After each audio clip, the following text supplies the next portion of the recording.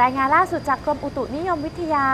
ต่อเหตุภัยพิบัติพายุโซนร้อนปลาบึกเผยว่าเมื่อเวลา 9 นาฬิกาวันนี้พายุได้เคลื่อนลงทะเลอันดามันแล้วแต่ยังส่งผลให้มีฝนตกหนักใน 9 จังหวัดได้แก่เพชรบุรีประจวบคีรีขันธ์ชุมพรสุราษฎร์ธานีนครศรีธรรมราชระนองพังงาภูเก็ตและกระบี่โดยจะมีผลกระทบต่อไปอีก1 วันทำให้ขณะนี้มีผู้ประสบภัยจำนวนมากที่ยังรอคอยการช่วยเหลือบุ๋มปนัดดาเป็นคนบันเทิงที่ใช้เวลาในวันหยุดลงพื้นที่เดินแจกของและให้กำลังใจผู้ประสบภัยที่แหลมตะลุมพุกจังหวัดนครศรีธรรมราชนิยายคนสวยของท่านแม่ทัพภาค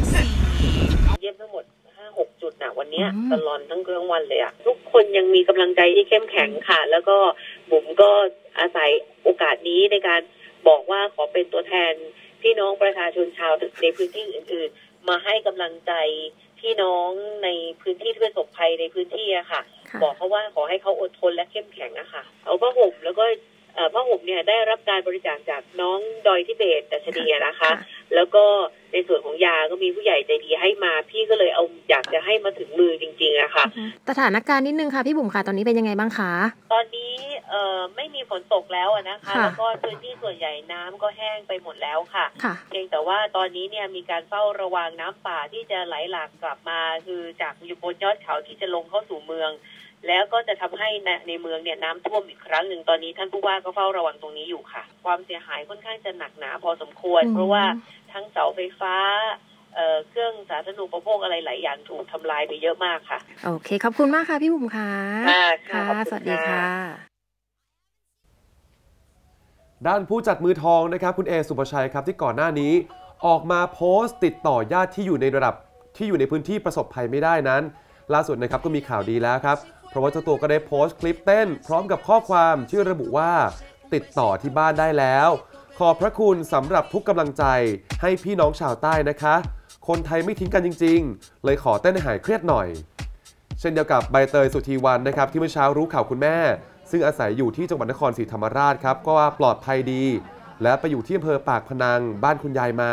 ใกล้กับศูนย์อพยพนะครับแต่ว่าอาจจะติดต่อยากหน่อยครับ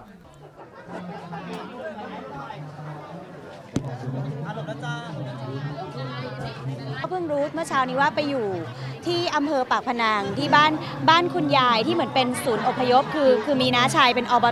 จขายไหมคะแต่ว่าประมาณเท่าไหร่อันนี้ยังไม่ได้คุยกับคุณแม่เลยเพราะว่าเช้านี้ตื่นมาก็ติดต่อนางไม่ได้อีกแล้วตอนนี้เขายังไม่ได้ชาร์จแบต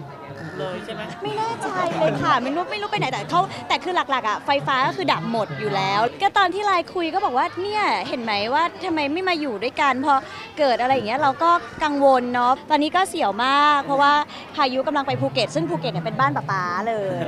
นะคะก็กลัวว่าจะเกิดearthquake หรืออะไรอย่างนี้คนไทยไม่ทิ้งกันแล้วก็ทุกหน่วยงานก็ยินดีช่วยเหลือทุกอย่างเลยนะคะช่วงนี้ก็ทุกหน่วยงานเลยมีการรับบริจาคมีการบริจาคอาหารข้าวของเครื่องใช้ต่างๆนะคะบัดนี้ก็เป็นห่วงมากๆค่ะเป็นห่วงมากๆนอกจากนี้ True Move Edge โดยนายเสกสรรชอบปลอดผู้จัดการทั่วไปด้านการบริหารจัดการระดับภูมิภาคภาคใต้ตอนล่างบริษัทTrue Distribution and Sales จำกัดส่งมอบอาหารแห้งให้กับชุมชนเกาะเพชรจังหวัดนครศรีธรรมราชเพื่อช่วยเหลือและบรรเทาความเดือดร้อนเบื้องต้นหลังจากนั้นทีมงานก็ได้เดินทางไปมอบซิม True Move Edge ให้กับผู้ประสบภัยณศูนย์อพยพผู้ประสบภัยศูนย์กีฬาเทศบาลเมืองปากพนังเพื่ออำนวยความสะดวกด้านการสื่อสารด้วยย้ำอีกทีนะคะผู้ใช้เครือข่าย True ในพื้นที่โทรฟรีทุกเครือข่าย50 นาทีและนับรับเน็ตฟรี1